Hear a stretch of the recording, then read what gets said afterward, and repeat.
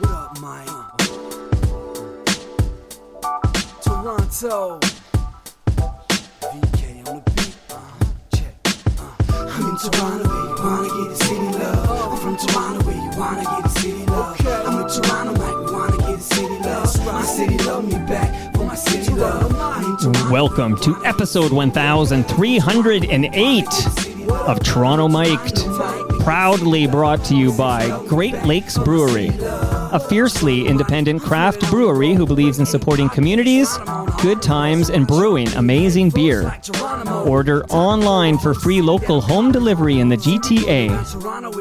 Palma Pasta. Enjoy the taste of fresh, homemade Italian pasta and entrees from Palma Pasta in Mississauga and Oakville. RecycleMyElectronics.ca. Committing to our planet's future means properly recycling our electronics of the past. Getting hip to the hip. An evening for the Downey Wenjack Fund on September 1st. Save 10% with the promo code FOTM10. Pumpkins After Dark. Use the promo code TOMIC15, TOMIC15, and save 15% this month at pumpkinsafterdark.com. And Ridley Funeral Home. Pillars of the community since 1921. Today, making his in-person Toronto Mic debut is 5440's Neil Osborne. Neil, thanks for being here. What a pleasure it is to finally meet you in person. Thanks, Mike. Thanks for having me. What brings you to Toronto? That's always my first question. You are a West Coaster, and the evidence is your new single, which I'm going to play in a moment. But what brings you to Toronto? Well, we also have a Live at the Elmo album coming out, and we're doing a show for it tomorrow night. Well, Friday night. I don't know how this is. This pre-recorded? You know what? This will drop, I'd say, 5 minutes after we take a photo. So we're going to record, and then we're going to take a photo, and then it's going to drop 5 minutes later. Nice. Yeah. So tomorrow night, and we're here for that. You want a fun fact, Neil? Sure. Michael Weckerly's mom was a teacher at my high school when I was at Michael Power High School. I did not know that. What did she teach? Latin, I believe. And is that language still vibrant and important? Is that anyone speaking Latin anymore? I suppose if you're looking for the roots of words, it's good to have. But other than that, I don't know. I think people took Latin because part of that deal was there was like a trip to, I don't know, you'd take a trip to Europe and you had to pay for it, of course, but like this was like a school trip you would take. Like that was the benefit of taking Latin. You got a school trip out of it. You got a school trip out of it. And where I was like, I would go to Blue Mountain here for skiing, right? Which you West Coasters laugh at. But, a trip to Europe, that's a real trip. Like, sign me up. Yeah, sign absolutely. Real deal. Real deal, Neil. Okay, I want to start. So I do want to go back, and I guess you're used to this now, but people want to go back and revisit this like ongoing history of 5440. But I do want to start in the present. And I mentioned you're a West Coast band. This is a West Coast band. A Vancouver band. We gotta make fans. This is a West Coast band. Thanks for coming anyway. You look like a band that can really play, but I don't need you, I tell you straight. I got a DJ and she works late. If you wanna stay, you won't get paid. Out in the lobby is where you'll play. Be on by 8 and don't be late. And don't complain, there's no booze here, mate. What a dickhead. What a man. He doesn't get it. This is a West Coast band. And we make bands. Neil, it sounds fantastic. Thank you. Look, I mean, you're 40 years in the making here. I mean, you're still going. I'm curious, is it as fun for you today to make new music as it was back in the, the mid-'80s? Oh, yeah. It's at least as fun, I mean, I suppose in the late 80s, we thought we were still changing the world. Now we're just trying to stay alive in it. Do you remember, is there a moment when you realized, oh, we're not changing the world like we thought we were? Like, is there a demarcation line there? Probably around 1990 something or other. I thought you were going to drop a date on me there, like we had. Yeah. 1990 There's a few something. demarcations. One is when we, decided to take a lot of money for a few shows. Yeah, but we never took the cigarette money or the beer money. Remember those days when you go on the road and if you put DeMaurier on the side of your tour bus? Was that always important to you that you weren't going to take that money? It seemed to be at the time, and I think I don't regret those decisions. But the front line of that battle all of a sudden was behind us. You know what I mean? Like we'd already lost. Like you couldn't play anywhere without seeing a Molson or a this sign or a Labatt sign. Yeah, we used to have control over the sight lines of the stage. Like that was in our contract all the time. Wow. And we did a festival once where we were opening for Pearl Jam, and they were just becoming super huge. And they had a big Labatt balloon, and we wouldn't go on stage because that was in the sight line of the band. And then there was this big kerfuffle and a standstill, and nothing was happening. And then little Eddie Vedder, God bless him. Yeah. He came up and said, "What's going on?" Yeah. I said, "Well, these guys, they're being dicks because they won't go on unless they have control of the sight lines." He goes, "Take the balloon down," and all of a sudden the balloon went.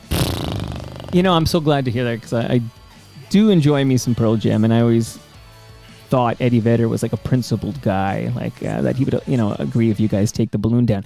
So you've always been principled, but any regrets? Like if you could do it all over again, would you sell the hell out? Like I'm just curious if you would change. Of course, Okay. Just show me the buyers.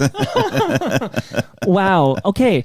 Now, again, as we walk through, we'll extract more stories here. But West Coast band, my question is, sometimes when I talk to, Craig Northey, I talk to Biff Naked, artists that are kind of from the West Coast. Like, I'm curious, is there a difference between a West Coast band and a Central or East Coast band? I would assume so. Having not really, come out of those scenes, I have no idea. I mean, this is specific really to the late 70s, early 80s Vancouver music scenes, punk, post-punk, alternative Like Art scene. Bergman? What are we talking here? Oh, yeah, Young Canadians for sure. They were heroes of ours. Pointed Sticks was another band. Yeah. Subhumans, DOA was more Brad's thing. He was into the more hardcore stuff. There's a lot of great bands, Insects, that you never heard of or wouldn't have heard of. Maybe put out one single, that kind of thing. Right. But it was a real scene, and I think there's a sound, and I think even that song reflects that sound a little bit, and the energy. So I'm going to, maybe I'll start with another song that'll take you way back here. So let me just play a little bit of this. Cool.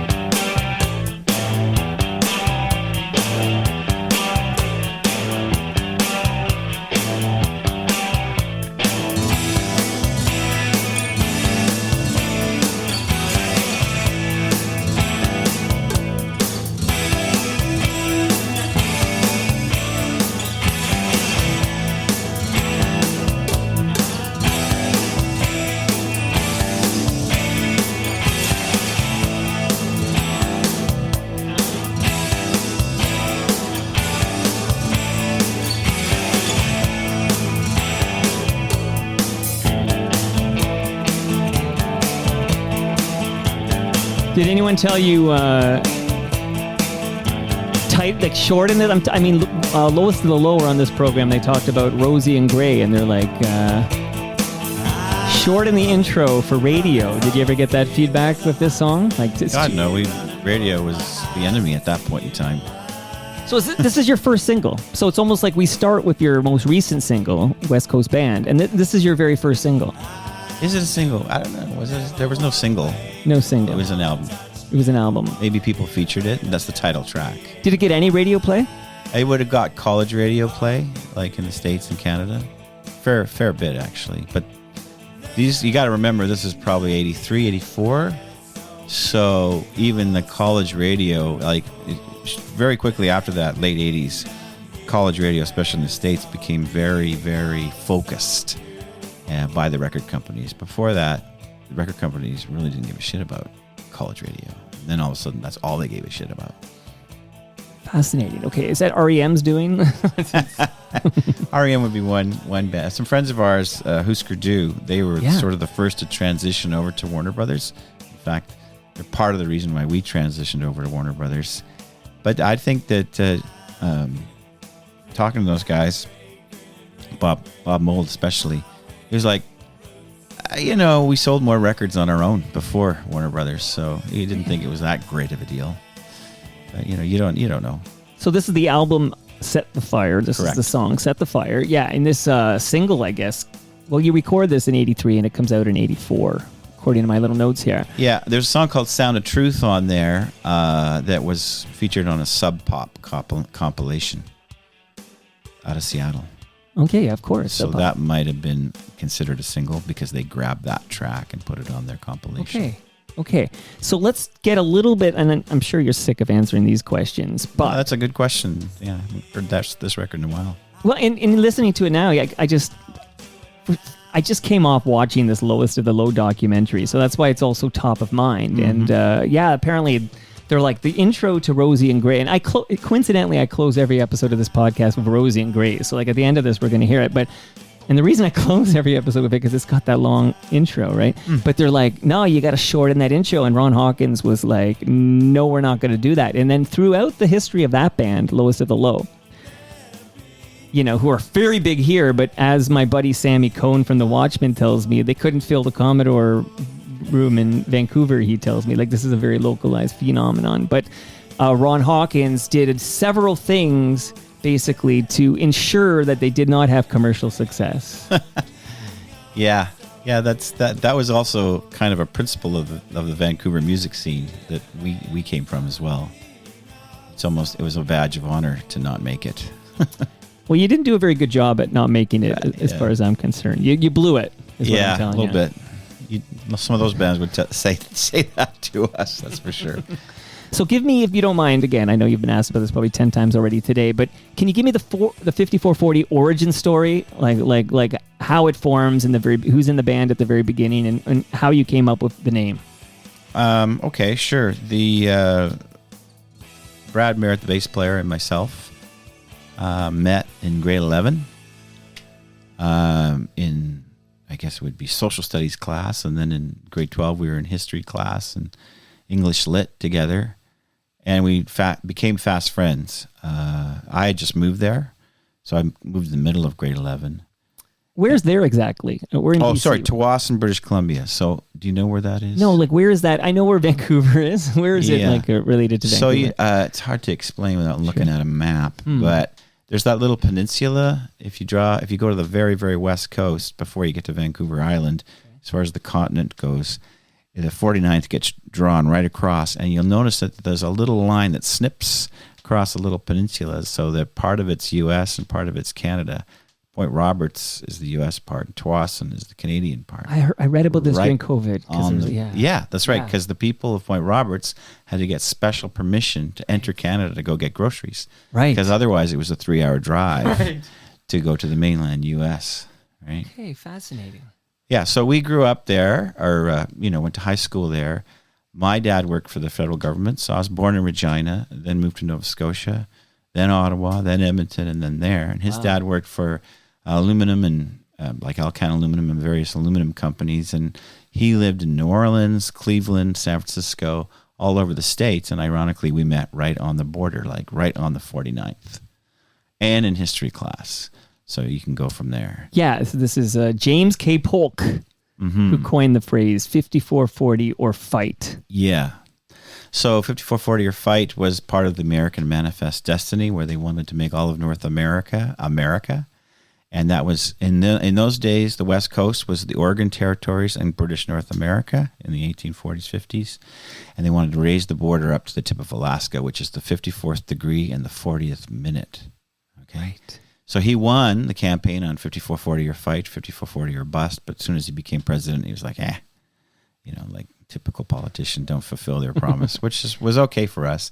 The funny story is about a year after we started to play, and it's just in local bands, but we did manage to get to Seattle a few times in that first year. And there was a band out of Seattle that wanted to call themselves 5440, but all our friends who are in bands down there said, no, you can't. There's already a band in Vancouver that's called 5440. So. And that little band decided to call themselves Soundgarden. Yeah. That's well, not they true. did open for us back in the day. Did they? Yes. Well, I didn't know that. Gym in, like, where was it? South of Seattle somewhere. Wow. And I remember seeing them, and it was probably, a lot of skateboarders. Probably in a high school gym with maybe 200 people, maybe. Like, it looked empty. And when they went on, I just heard this voice that just knocked the ceiling off. Yeah.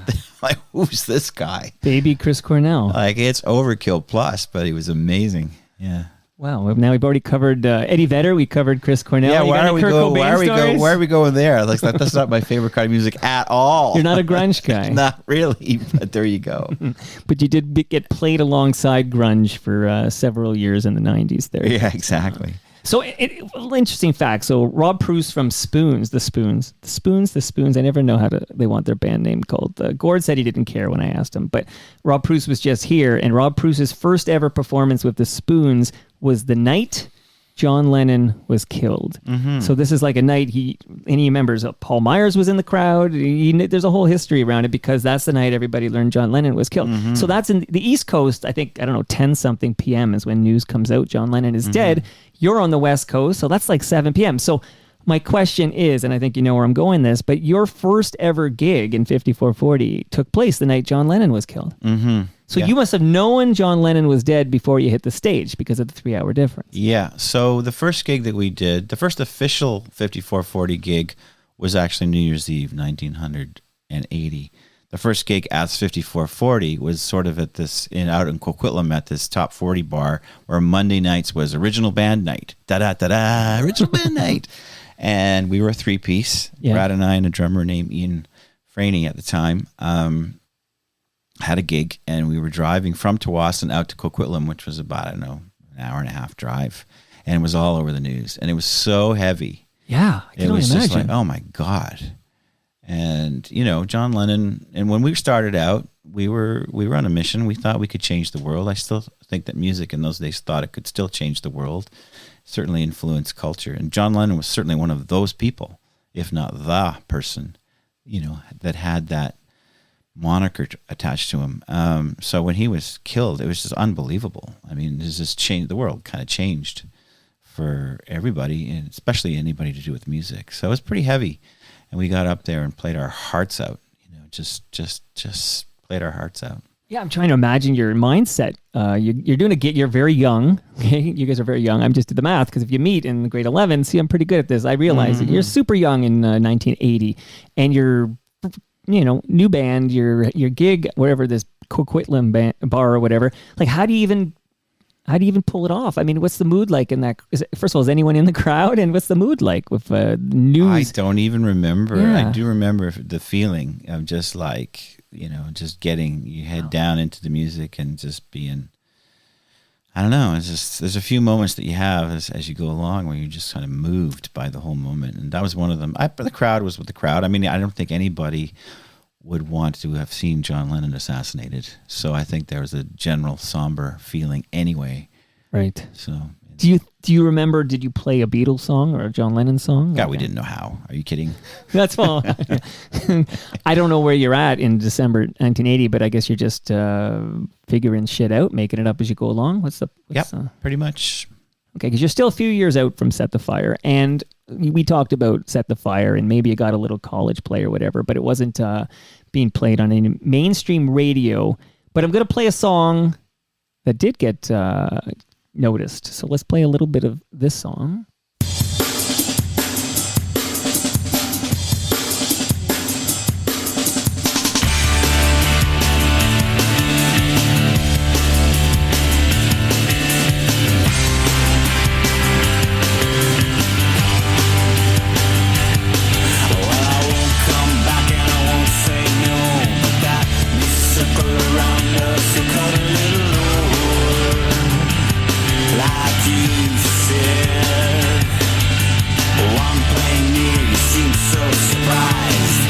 Inside you get that pretty little night. comes alive. Baby ran, she ran away. Why she ran, I got to say I'm lonesome all the time. Baby ran, she ran away. Why she ran, I got to say I know one reason why.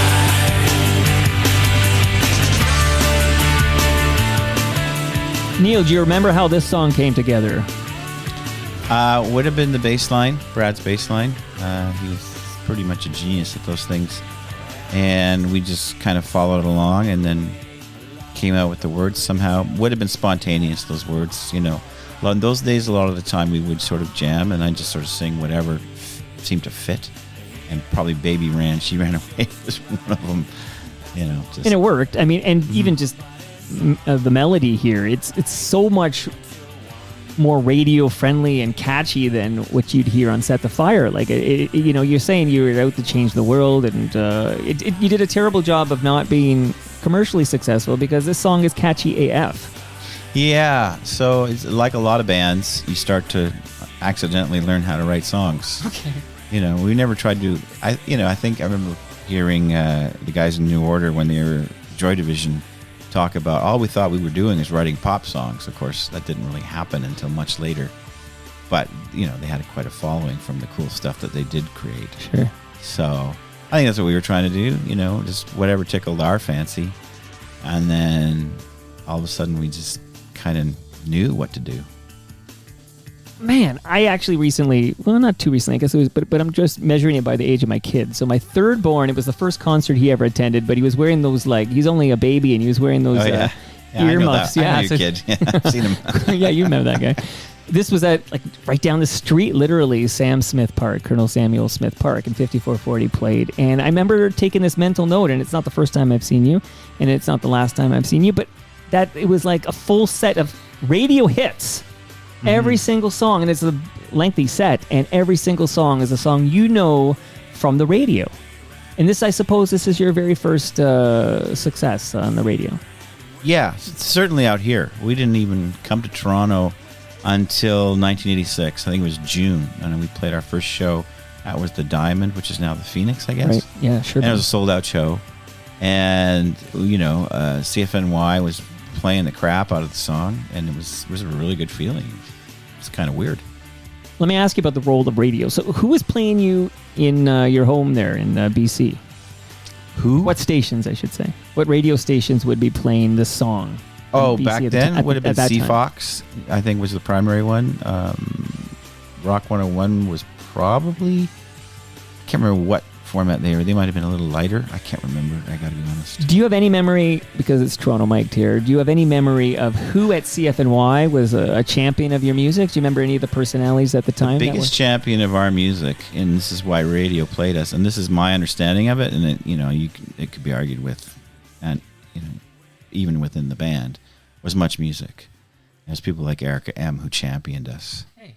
And it was because Much Music was constantly playing Baby Ran that radio actually finally accepted us. Initially, they didn't, just so you know. There you go. There's your yeah, here, sorry. David music. Kine sent me over a box of Much Music paraphernalia. And, that's that a postcard, or what is that thing? Is it I think functional I in think any way? it's a sticker, but I'm afraid to unstick it, so I sort of treat it a bit like a got a postcard. hole But punched it's through it, too. It's apparently weird. the real deal, like from the mid '80s there. But Yeah. So I was going to ask you about the role of Much Music. Yeah, and you know, again, we talked about all these radio-friendly singles, and they were all played high rotation on Much Music, absolutely. And that's, I'm sure that's a big difference maker where you can be based in the West Coast. You're a West Coast band. I learned that from the new single. You're a West Coast band, man. But you can be heard in like Halifax, or you know, you can be heard all across this vast, difficult to tour country. Yes, absolutely. Yes, and you have to go through Thunder Bay. Everything goes through Thunder Bay. Yes, weirdly.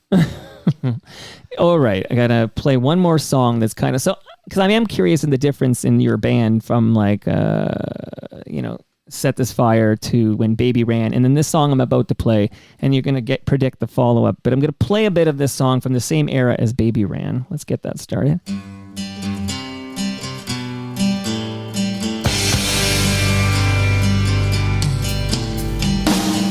Every time I look at you, I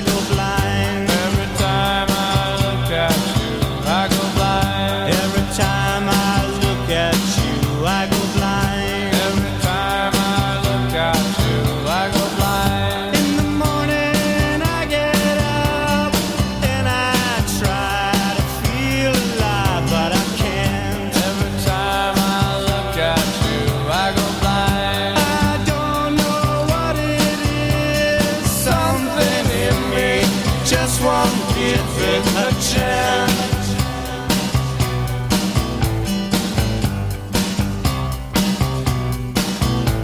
I think it's that I feel more confused by the fear life has shown me.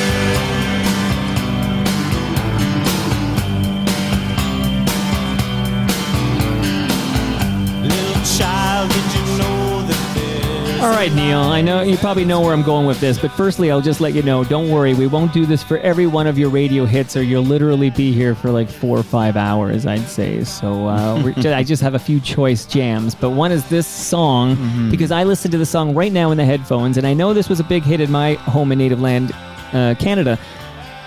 I'm curious why this song needs to be, covered by an American band to be a hit south of the border. Like, what is it about this song that was rejected by American radio when you guys performed it?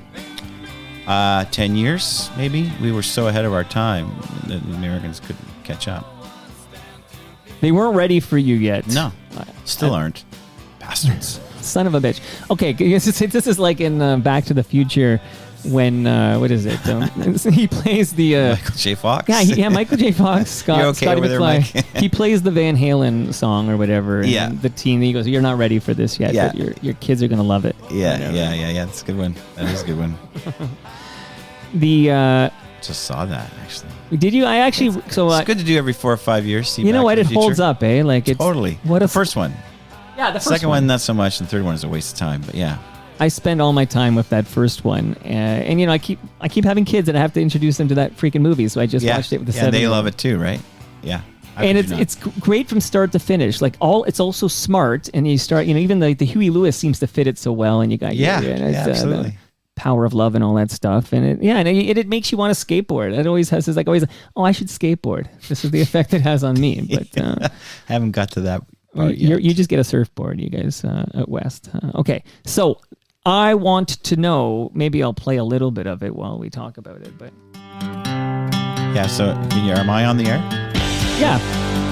Can't even tell it's not us yet until So you hear Darius, right? Yeah, and he's so laid back on the beat. I can't follow him. Like if I try to sing along with him on this, he's so far back, which is kind of cool. Yeah, he's really chill there. Now, I wanted to know what you thought of this, and I want to know what your accountant thinks of this. Like was this a lucrative for the band that Hootie took this and it was on the Friends soundtrack? Yes, very lucrative. It was. Did it buy you a cottage, Neil?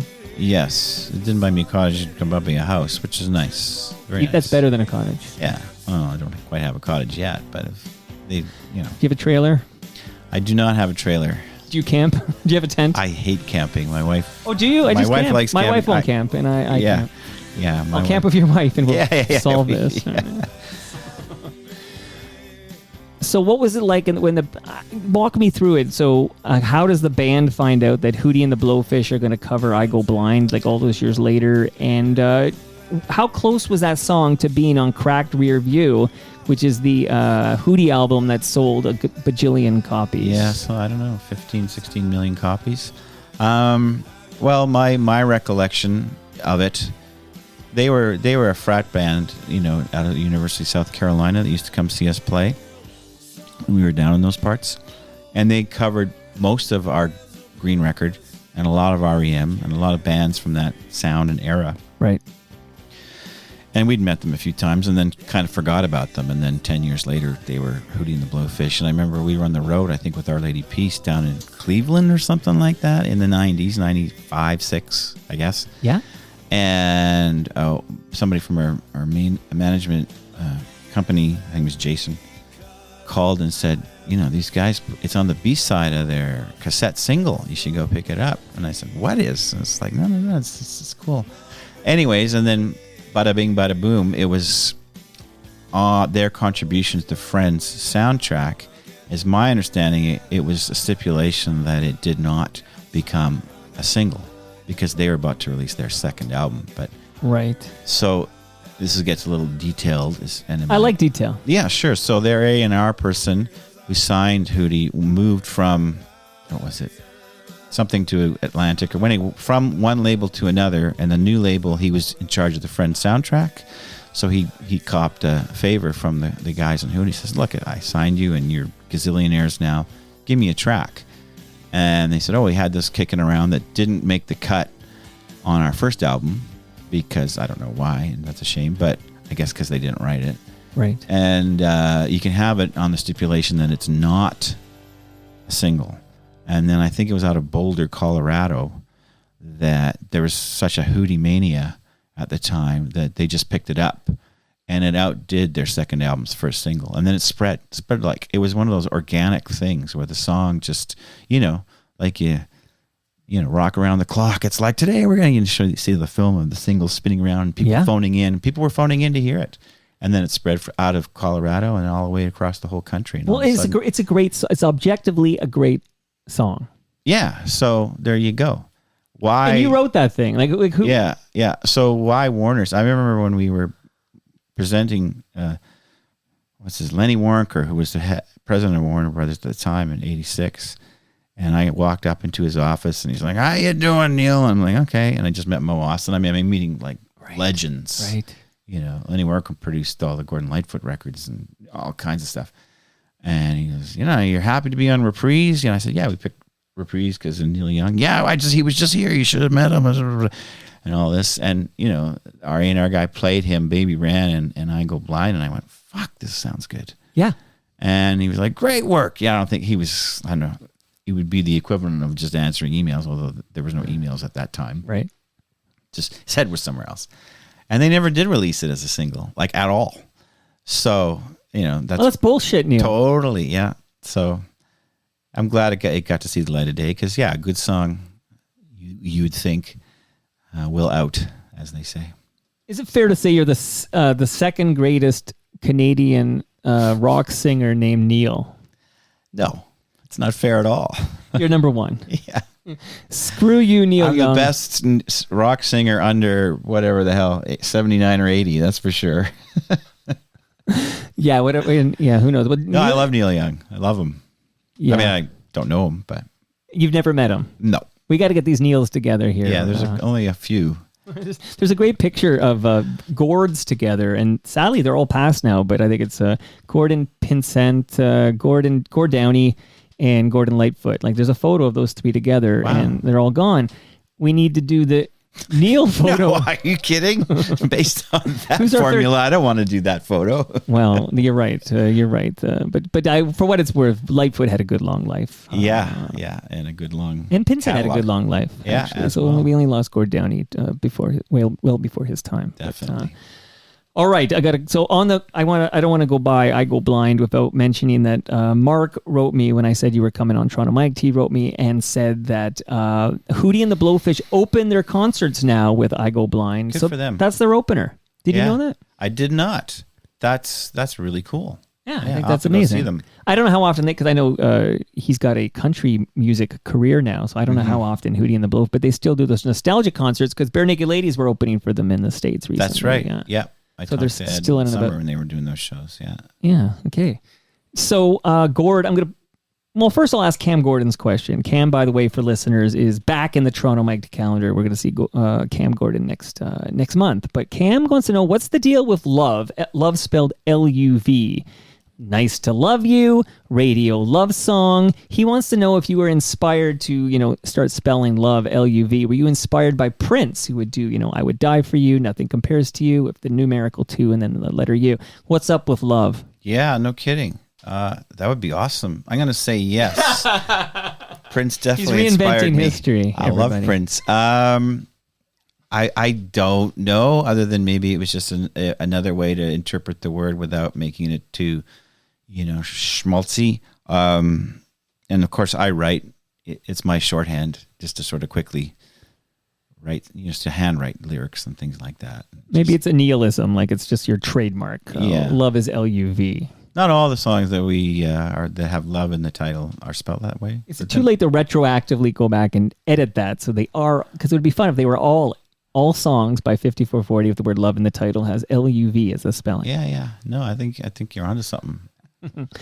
Gord, hello to YYZ Gord. He wrote excited to hear your interview with Neil Osborne. Please tell him I am a huge fan of his work and that 5440's music is a defining moment of my youth. So that's from Gord. Thank you, Gord. But Gord has a specific question about this song. So I'm going to play a bit of the song and then we're going to read Gord's question.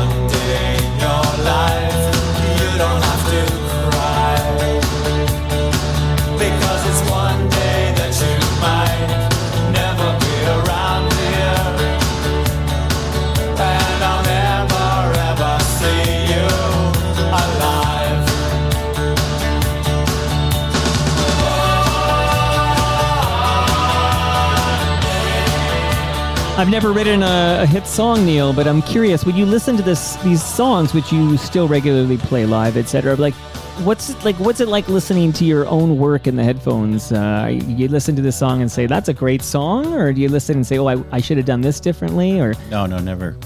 Not on the hits. All right, I was just thinking how catchy it is. Yeah, that's pretty catchy.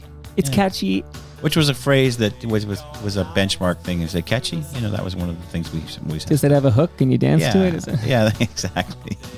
Okay, back to Gord's question. So Gord, speaking of Gord, you weren't in that photo, which is good because that's why you're still with us.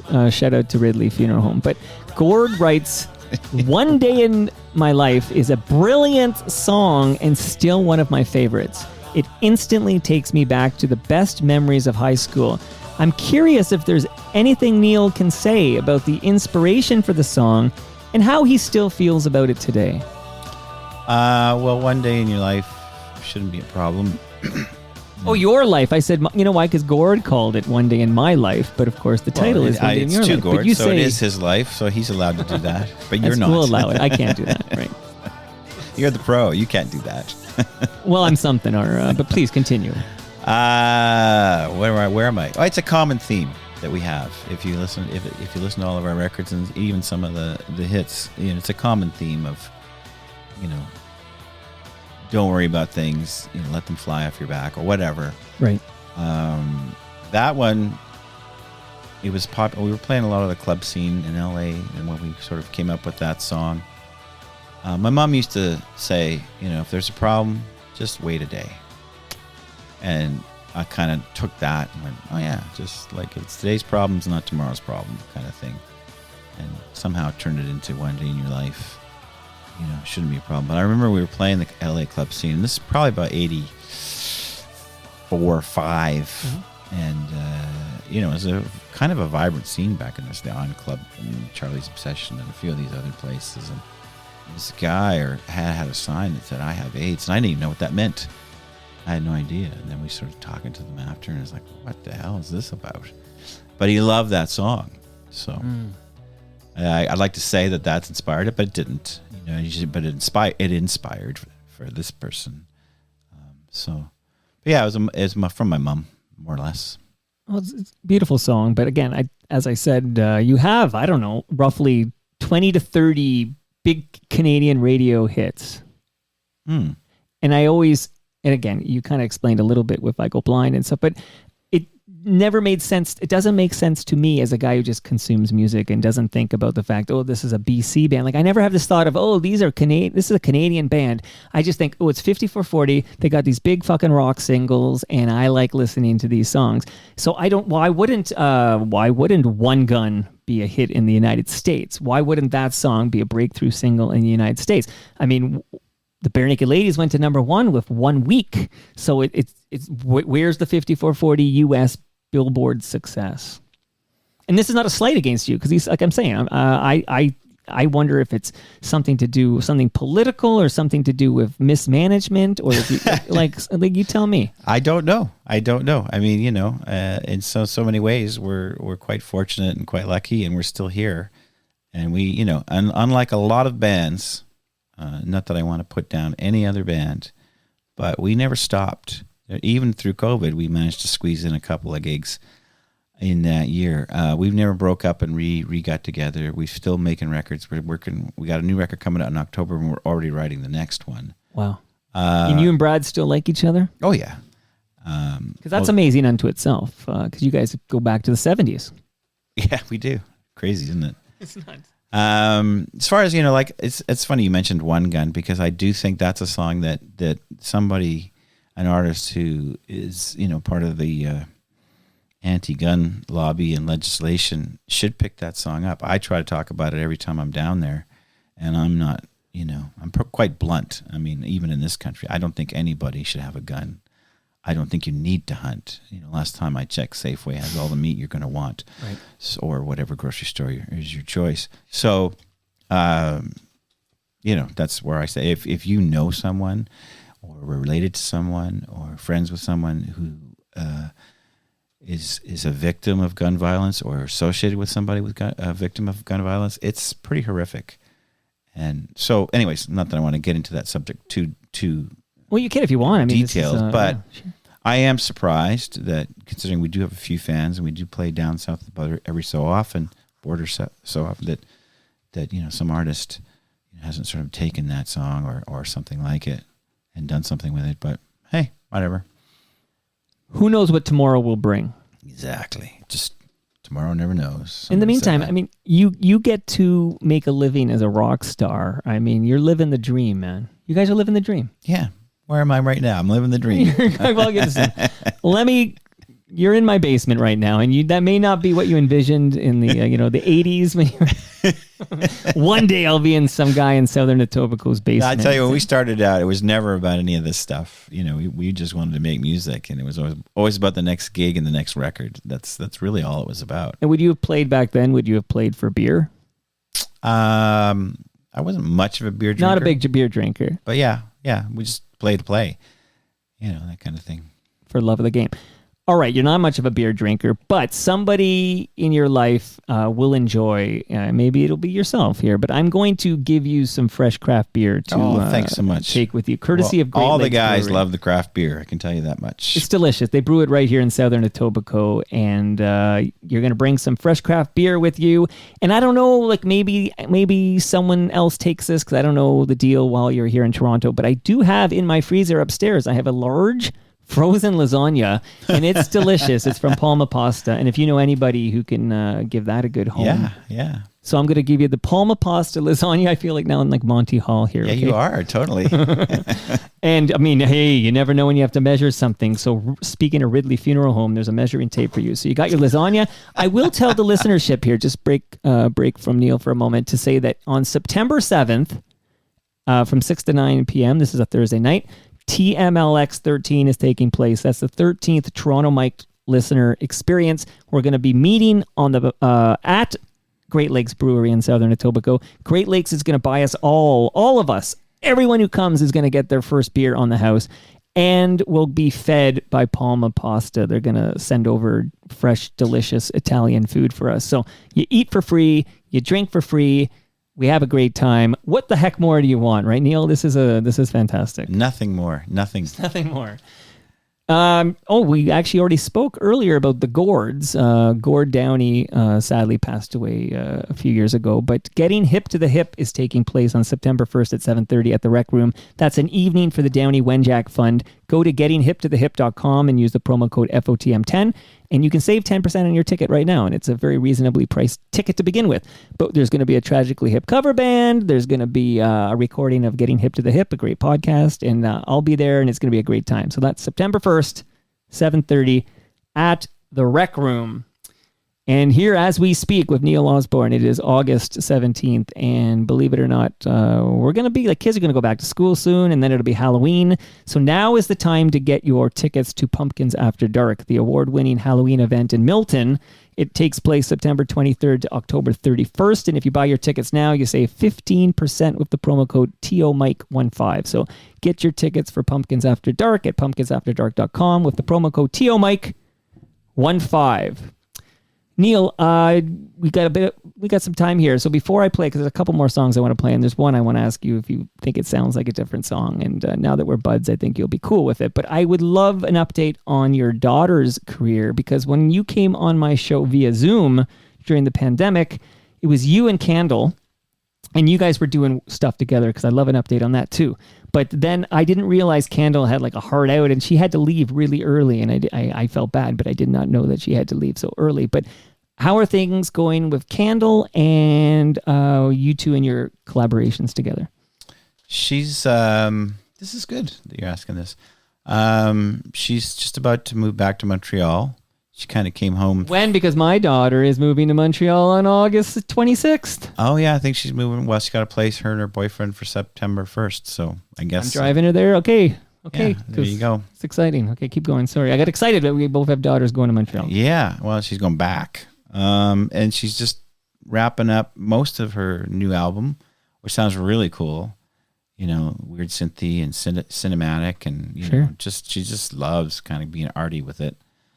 Well, she sounds great. And I should just let the listeners know, Candles with a K, because you're going to be Googling this, and it's important you know Candles with a K. Kandle, yeah.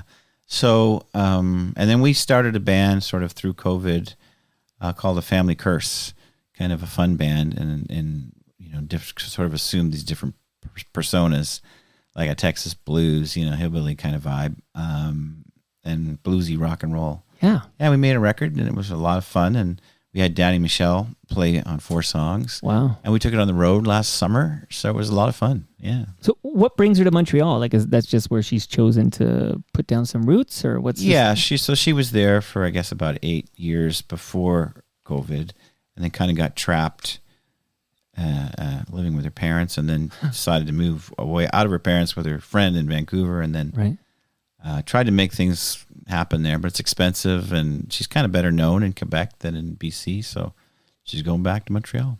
I will say, because my daughter's renting a home with 3 girlfriends, and rent prices in Montreal are definitely lower than rent prices in Toronto, and I know that Toronto rent prices apparently are lower than Vancouver's, so Montreal is the place to go. Yeah, Vancouver's insane. Yeah, because I think we're insane, and then I learn about what's going on with you guys, and then I say, we're both insane. Yeah.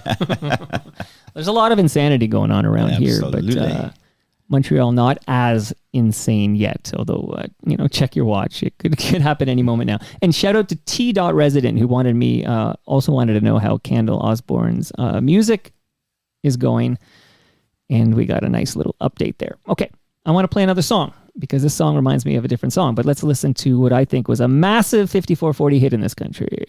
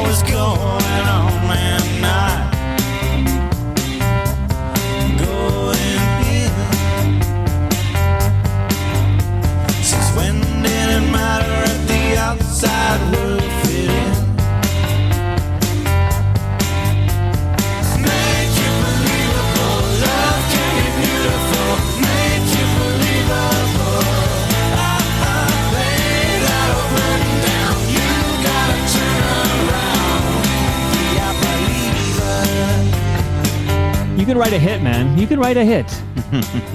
And not everybody can write a hit. I've tried. It's not as easy as it sounds, but you're kind of prolific when you look at everything from 900 feet up. They're all simple songs. I mean, two, 3 chords, maybe a 4th chord. As an accident. That's about it. You're very humble. You must be Canadian. Come on. Since when? Okay, so that's a big jam we all know. And we talked earlier about, I was talking about the role of radio, and you pointed out the role of much music. And this begs the question about today, where things have changed slightly, you might have noticed. But I want to play a song everybody knows, just a little bit of the beginning of this famous song. All right, so Neil, my question is, and you're prolific, you've written so many hits, and this is not meant to be negative or a slight on you, because who am I to judge you, master writer of many a pop hit here. But when I hear Since When, which I like very much, why do I hear Green Onions in my head? Any inspiration there? I don't know. The piano line was Phil who came up with it. I don't mind the comparison at all. It's a blues, with a keyboard line that does a cycle thing. Not quite the same. I remember there was on CFox, Larry and Willie had a contest. What song is this? Because they tried to figure out that we were stealing it from somebody, and and we didn't. Although there is a famous quote that says, "Greatness borrows, genius steals." So our riff's kind of genius. Well, here, let me do this since we're, there's live, no edits here. I'm going to go back to Since When again, just the beginning.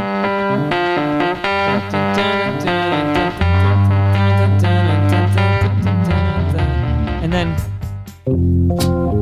they're very different, but I can see why my brain seems to map them together, but they're... That's good. That's a good thing. I like this, though. This is cool. Wish I wrote this, too. I feel like this was like session musicians who were just jamming or something in the studio. Like there's a story here. Yeah. Booker T and the MGs is like, the session musicians were doing something or other, and they just sort of noodled on this thing. Green Onions. And I feel like this is one of those go-to songs when you're putting together your movie trailer. Like this will be in the background of your trailer for the film or whatever. So, all right, Since When...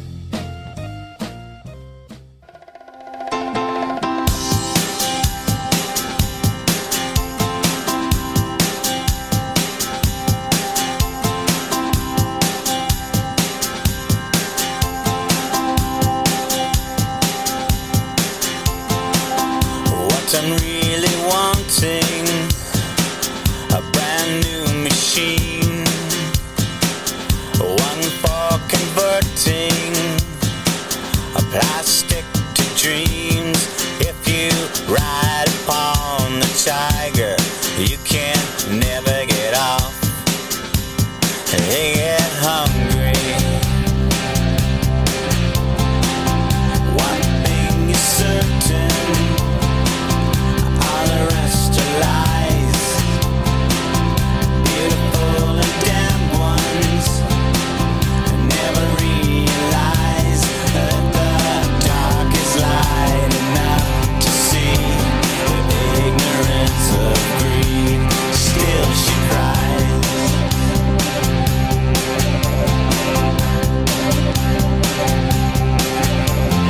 Come on, get up. I wanna take you away from all of this and what has got you lost and feeling down. You just get it off your back, let it fly away. Casual viewing.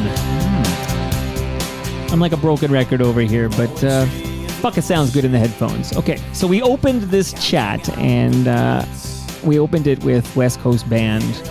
In 2023, when you have a new single, where do you get that song discoverable for people who are not already 5440 fans?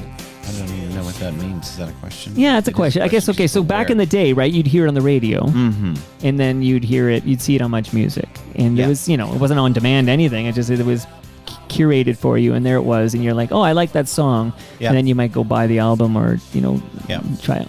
So in 2023, will a radio station play West Coast Band? I doubt it. Because they're going to play I Go Blind or something, right? Yeah, and this happened. This I remember this from, I don't know, 10 years ago, maybe even more. What song was it we were trying to put out? When we hired a radio plugger. A radio plugger is someone basically goes around to the radio stations and says, hey, 5440's got a new record, or Blue Rodeo's got a new record, or the Hip's got a new record. We want you to play their new song. And they go, well, we won't play a new song because we're formulated and we're just going to play hits and CanCon and this and that. But we will play your old songs more. And we're like, okay, what else can you do? Yeah. In this market, there's a station called Boom, and I'm sure Boom plays I Go Blind every day, I bet you. But I don't know where. So if you don't, because there is no Much Music, they're probably playing Simpsons reruns right now in Much Music, if there is even the signal anymore. So there's Much Music's gone. Radio seems to have, when it comes to heritage bands like 5440, they seem to have very little interest in the new stuff. They do want the, the big hits from the 90s or whatever. So really, how do you work a new single in 2023? Well, come here to your basement, start like the old days. Just try to get the word of mouth going. Playing it live a lot. That's still a tried and true method. That's how we started. I Go Blind, because it was never released as a single, became a fan favorite right away. And I remember we did a gig at the Commodore. We didn't play it, and we got so much flack for that. And we're like, wow, I guess it's a popular song. Yeah, that would piss me off too. Answer your question, I don't know. It used to be so simple and straightforward, and it's not now. And you're competing against everybody also in their basement putting out records, which is fine. But it's used to be sort of to get to this. Even when we started out, what separated us from the pack in the Vancouver indie scene is we went ahead and made a record, whereas other bands didn't bother, because even that was considered selling out. Wow. And so we put a record, and then we went to the local indie store like Zulu Records and a couple of others, and they'd stock it for us. And then all the other kids coming up in the scene were like, oh, this is the local band. I want to buy that record because they're local. That's cool. Nowadays, you don't even know what's going on. I don't know how you'd know anything unless somebody plays something. You go, what is this? I like this, and I'll throw it on my playlist that's 17 hours long, and maybe it'll turn up again when I play that playlist. Well, now it's almost like you need to, what do you call it, when you preach to the converted? It's like, yeah, the 5440 fans are very interested in new music by 5440. I wouldn't say that either. Really? Okay, well, okay. So I'm making... Some would be, some wouldn't be. I don't care. I never did. It's we're compelled to write music. We always have been, and that's kind of been a driving force. We put out a record, and then we go experience life and the world, right? And it creates a situation where we want to express maybe some of that, or where we're at with it. Not that we're social commentators necessarily, but everything contributes. Right. Do you think possibly in 2023 you'd almost be better off if you had a different band name and logo and presented yourself as a new BC band with the new single West Coast Band? Hard to say. We've actually had that discussion. That was 10 years ago. Right. It's like, what if we call ourselves something else and release this? But who are you trying to please? You're already starting backwards that way. And you're a happy guy. Generally. I get a general sense that you're content. Got no complaints other than the odd hip that hurts from things, stuff like that. Surfing injuries is what you got here. So remind us, where can we see you, and when exactly? We heard that new single, but when does the new album drop? I think it's October 7th. And the new album is called West Coast Band, and I should point out that it's all songs, stories about the band, or songs about guys in the band. It's very literal. We had a guy named Adam Casper mix it, and he's done like... He did Pearl Jam. Yeah, Pearl Jam and stuff. And he goes, this is the most literal record I've ever mixed, because there's no metaphor. It's a kind of a departure for 5440, but it does tell you a lot of the inside jokes, stories, terminologies, you know, like we have one called Same Guy, Different Body. And that's essentially, you know, you doing a show. This is from a gig we did years ago in Kingston. And somehow a drunk guy gets backstage and he's all courageous. And, you know, you ever run into a drunk guy backstage? And you try to be friendly, but they're not so drunk that they can't tell that you think they're an asshole because they're drunk. Right. And then all of a sudden they want to beat you up. And then you're like, oh, shit, I got to deal with this guy. And so that kind of thing. Before we say goodbye here, and earlier I talked about, you know, Rosie and Gray with a very long intro that Lois Low refused to shorten for radio. Radio played it anyways, by the way, that in the early 90s. But what is your personal favorite song you've ever written, Neil Osborne? I don't have it. It's like asking like your favorite child or something. You can't pick one. Or I can pick my favorite child, no problem. But yeah, that's right. No. Absolutely. I don't know. I mean, I guess what inspires me most, I suppose, are the new ones that I'm looking at. You know, there's a new one that I'm working on. It's called Taking Love. How do you spell love? Well, we're going to go LUV according to the new formula. You better, or I'll be pissed. And it's got a cool vibe to it. So here's the thing. One of my favorite things about writing songs and making music is the potential, right? I don't know. Any artist in whatever they're talking about knows what I'm talking about. In other words, you start to explore this area. Maybe you're an artist with paint and you put blue on and you're like, wow, this could be an ocean, this could be sky, this could be a mood, this could be a million different things. And that's the beauty of creation. And then as you define it, you get a little bit more sad but inspired, because you get sad because now it's not going to be a tree. Now it's not going to be a dog. You know, you eliminate these options, but at the further you go, and then is that final end that's the saddest part, but the most satisfying at the same time. That's interesting. So for me, the most exciting song is the one I'm working on. You know, that's sort of like when what's the greatest beer you've ever drank? It's the one in my hand. That's what I'm thinking about. Yeah. Neil, man, I'm so glad you dropped by and I got to meet you in person. The Zooms are fine, but I got to say I'm kind of bored of Zooms, and I bet you don't even remember Zooming. Do you have any memory of Zooming with me? I do, in the sense that Candle had to split. Once you said that, I was like, aha. I remember feeling rotten about that. Yeah, you're that guy. I'm the asshole. Yeah. But she could have given me a heads up. It would have been a courtesy heads up to say, just so you know, I have to leave. Oh, so it's her fault now. I see where you're going. I would have opened with her. Blame the kid. Maybe I'll see her in Montreal when I hope so. My daughter's at McGill, so that's why she's in Montreal. Do you know where what part neighborhood she's in? Yeah, the Plateau. Yeah, that's where Candle is. Yeah, so they probably will run into each other somehow, some way. That's wild. That's wild. Thanks for doing this. Thanks, Mike. Continued success. I can't believe your band has been together since the 70s, and there aren't many bands that can make that claim, that are still together making new music, and we're doing the same in late 70s, early 80s. That's a rarefied air. Yeah, thanks. Appreciate it. And that brings us to the end of our 1,300. What number is this, Neil? Do you know? 308th episode of Toronto Mic'd.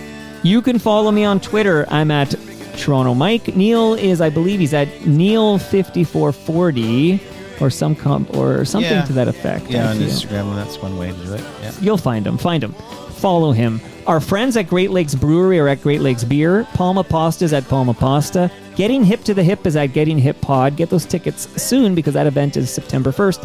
Recycle My Electronics are at EPRA_Canada. Go to recyclemyelectronics.ca to find out where you can drop off your old tech, your old electronics, your old devices to be safely and properly recycled.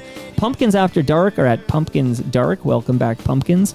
And Ridley Funeral Home are at Ridley FH. 5 o'clock today, Brad Jones drops by. We're going to record a new episode of Life's Undertaking, his fantastic podcast. See you all. I'm going to check my notes because I'm going to see you all tomorrow, and my special guest is some guy named Stu Stone. See you all then. The smell of snow warms me today, and your smile is fine, and it's just like mine, and it won't go away, 'cause everything is rosy and gray. Well, I've been told that there's a sucker born every day, but I wonder who, yeah, I wonder who.